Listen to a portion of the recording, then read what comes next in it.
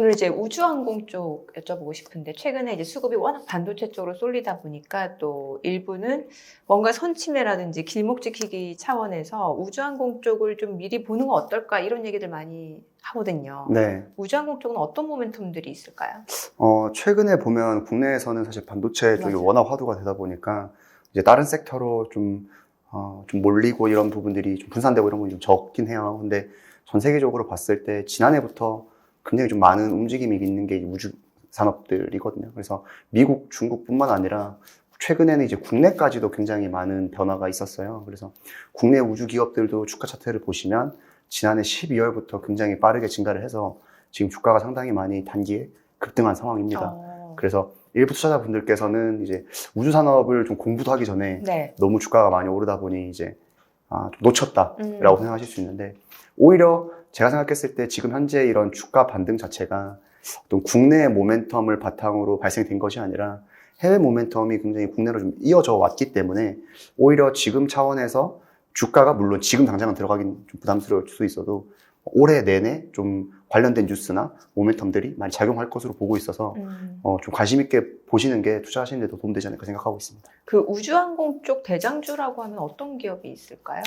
그러니까 늘 우주 산업 자체가 그 부분이 숙제였어요. 네. 그러니까 대장주라고 말할 수 있는 게 없었습니다. 아, 우리나라에선. 우리나라뿐만 아니라 전 세계적으로. 아, 그래요? 왜 그러냐면 보통 우주 산업 같은 경우에는 국가 주도의 우주 산업이었어요.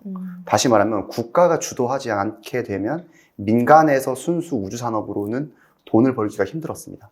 그래서 미국도 그렇고 우리나라도 그렇고 뭐 주요국들 보면 국가 단위에서 기업들에게 수주를 맡기는 형태였는데, 네. 그러다 보니 순수 우주 산업으로 매출을 일으키기보다는 보통은 뭐 예를 들면 방산업종에서 우주 산업을 같이 한다던가, 네. 아니면 항공기를 만드는 항공사에서도 우주 산업을 같이 하는 그런 모습들이 많이 보였거든요. 대표적으로는 나사와 함께 했던 거는 뭐 로키드 마틴이라든지 노스롭 그루먼 같은 혹은 보잉. 네. 우리나라도 제일 큰 우주 기업이라고 하면 사실 하나에어로스페이스거든요. 맞아요. 아니면 한국항공우주. 네. 근데 이런 기업들을 사실 저희가 우주 기업이라고 부르진 않잖아요. 방산업종이라고 묻기 때문에 그런 부분에서 좀 우주 산업 자체가 구심점이 없었다라는 지적들을 많이 받았어요.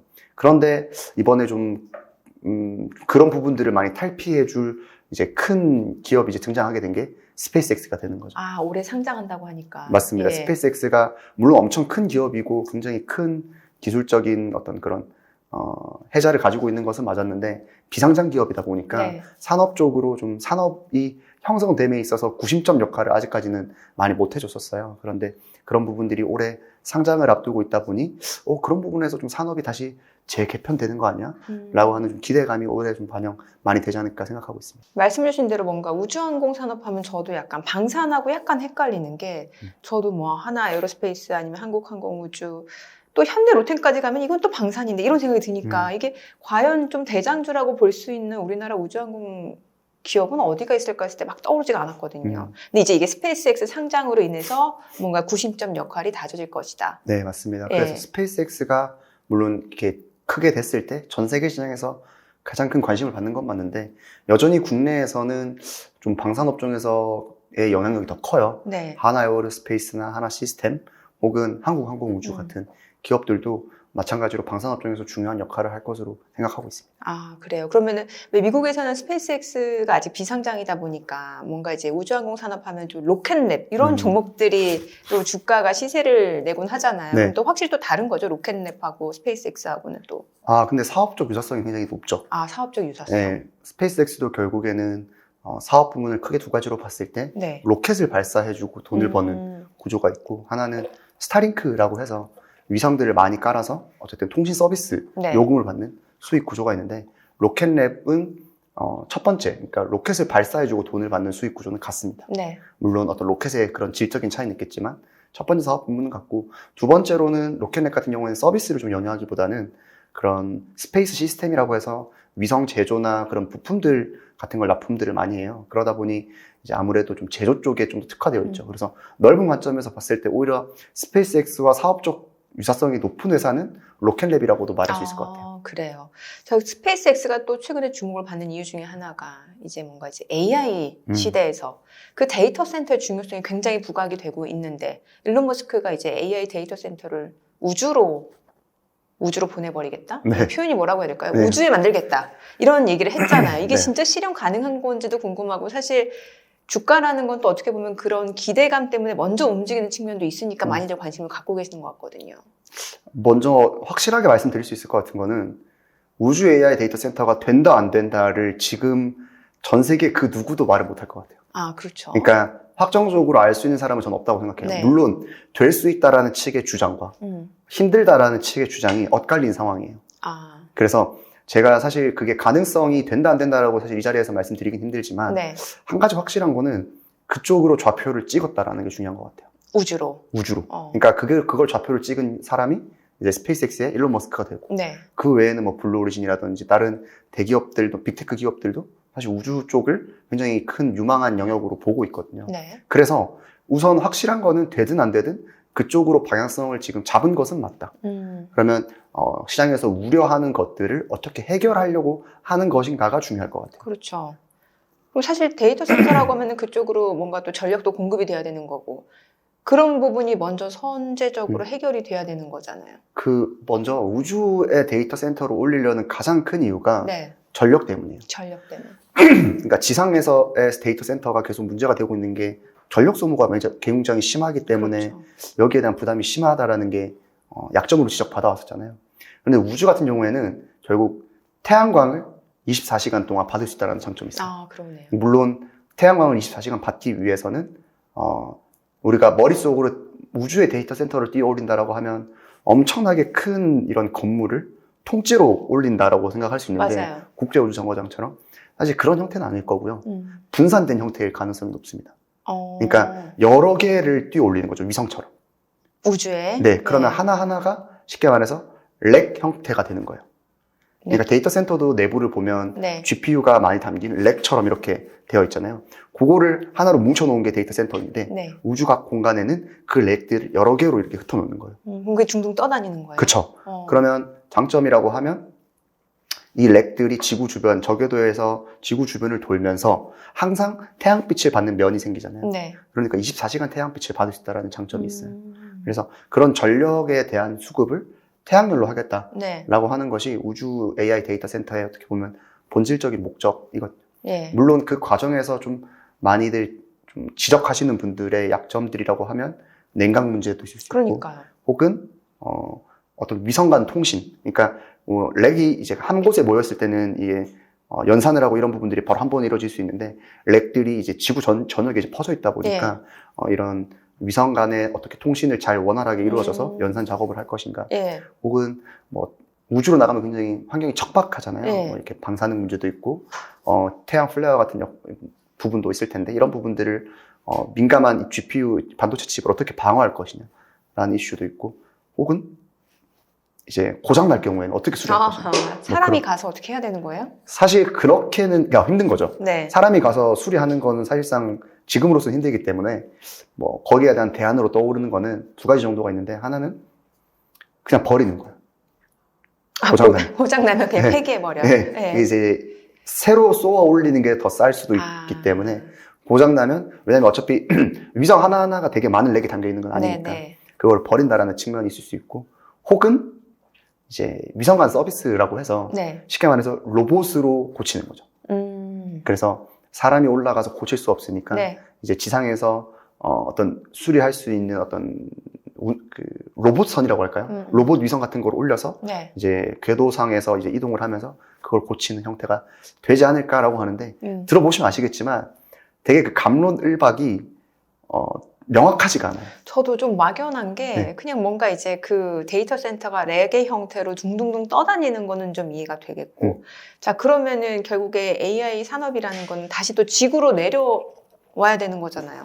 그럼 거기선 또 어떻게 되는 거지? 이게 좀 잘 안 그려져가지고. 그래서 뭐 그런 지적들도 물론 있어요. 네. 이게 지구와 어떻게 통신을 할 것이냐. 네. 그리고 그런 부분에서 엄청나게 많은 통신 데이터량이 왔다 갔다 할 텐데 그렇죠. 그게 다 가능할 것이냐라고 했을 때, 그걸 또 방어하는 논리 같은 경우에는 첫째로는 위성 AI 데이터 센터에서는 그 학습만 하는 거예요. 그러니까 지상으로 왔다 갔다 하는 게 아니라 예. 학습을 하고 학습된 결과를 이제 쏘아주는 형태만 될 것이다라고 하는 쪽도 있고. 그리고 딱 밑에서 이제 추론을 하게 되고. 그러니까 학습된 데이터 결과를 밑에서 그러니까 받는 정도만 되는 거고. 혹은 두 번째는 이제 그 통신 서비스를 원활하게 위해서 결국에는 위성 통신 서비스를 구축을 하면 된다. 그러면은 스페이스X는 스타링크가 있으니까. 그쵸. 그래서 스타링크를 거기서도 활용하게 될 것이다라는 얘기도 있어요. 물론 그 데이터 전송량이 굉장히 많기 때문에 그게 말이 되느냐라고도 지적을 할 수 있지만 어쨌든 그런 측면에서 좀 뭐랄까요, 좀 그런 도전적인 과제들이 많이 남아 있어요. 그래서 이런 부분들을 어떻게 해결할 것인가에 대한 해답을 찾아 나가는 과정이라 생각하고 있습니다. 사실 이제 또 투자자 관점에서 보면은 기존에 이제 우주항공하고 뭐 말씀 주셨다시피 이제 방산하고 좀 이렇게 엮여 있는 부분이 있다 보니까 우주항공 쪽 모멘텀보다는 최근에는 좀 방산 쪽 이슈로 올라왔다가 이제 스페이스X 상장하게 되면은 그러면은 우주항공 쪽 대장도 이제 스페이스X가 되는 거고 이제 그럼 우리나라에서는 직접적으로 연관 있는 기업들이 있을지도 궁금하네요.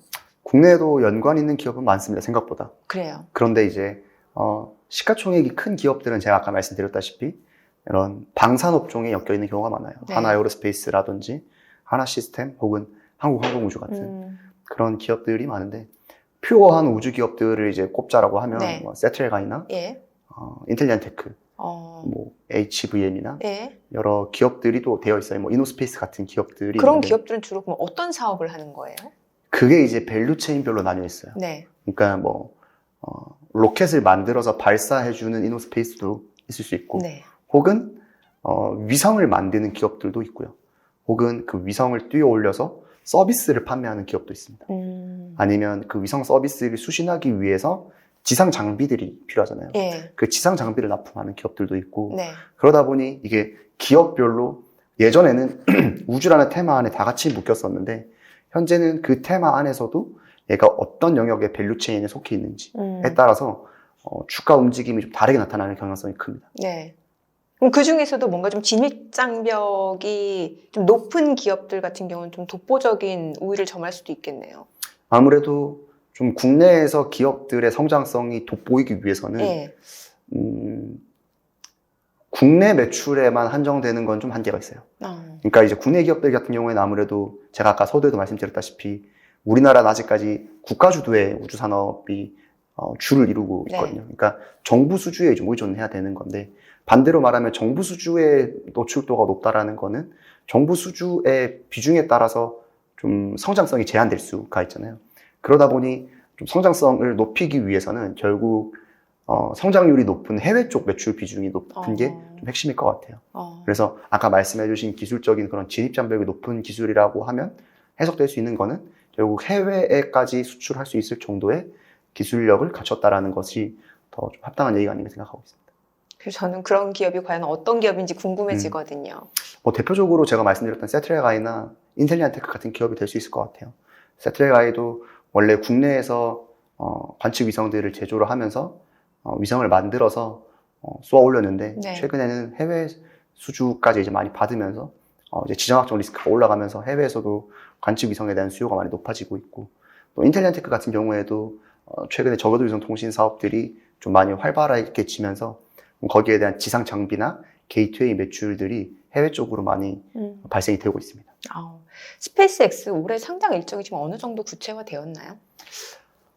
이게 처음 상장 가능성이 대두된 게 지난해 12월이었는데 그리고 나서 이미 그 당시 12월부터 연초에 상장 주관사를 태핑을 했다는 얘기가 많이 돌았어요. 그래서 뭐 어떤 모 언론 기사에서는 일론 머스크의 생일인 6월 달 말에 뭐 맞춘다라는 얘기도 있었는데 물리적으로 생각했을 때 좀 타이트한 감이 있긴 있어요. 6월은 왜냐면 SEC에서부터 이제 승인을 받아야 되는데 이게 물리적으로 승인받는 기간도 있고 그리고 어떤 기관들을 돌아다니면서 수요 예측을 받는 기간도 이제 포함하면 아무래도 6월까지는 좀 빠듯할 것 같고 저는 빠르면 한 3분기 정도 그리고 일론 머스크의 지금 어떤 그런 얘기나 이런 걸 종합해 봤을 때 올해 안에 하반기 안에 좀 하려고 하는 의지가 좀 강할 것 같습니다. 아직 증권거래위원회 그 승인도 아직 받지는 않은 상황이네요. 맞습니다. 그러면 조금 멀었네요. 네. 한 몇 달 걸리고 3분기 정도 예상을 하시는 거고. 그럼 그때쯤 되면 또 사실 지금 올해 미국에서 IPO 기업 많잖아요. 네. 지금 뭐 엔스로픽도 있고, 그 다음에 또 오픈 AI도 있고, 이러면은 이제 과연 이제 투자자들 관심이 어느 쪽에 쏠리느냐에 따라 자금 유입도 좀 상당히 달라질 것 같거든요. 한 가지 확실한 거는 상장을 하게 되면 지금 시장에서 예상하는 어떤 상장가, 상장 시가총액이 1.5조 달러에서 한 2조 달러 정도가 될 것 같아요. 1.5에서 2조 달러면 그걸 어느 정도 규모라고 해석하면 될까요? 탑10 안에는 당연히 탑 10. 들지 않을까 싶은데, 저도 지금 현재 시가총액을 네. 잘 파악은 못하고 네. 있는데, 테슬라보다 높아집니다. 테슬라보다? 네, 테슬라보다 훨씬 높아지죠. 그러면 그래서 저는 이제 또 궁금한 건, 테슬라에는 또 어떤 영향을 예상해 볼 수 있을지도 궁금해요. 사실 테슬라와 스페이스X, 그러니까 지금 현재는 스페이스X랑 xAI가 합병이 된 상태거든요. 네. 그 합병 기업, 그러니까 스페이스X라고 그냥 편의상 말씀을 드릴게요. 스페이스X와 테슬라는 사실 직접적인 지분 관계가 있거나 그러진 않아요.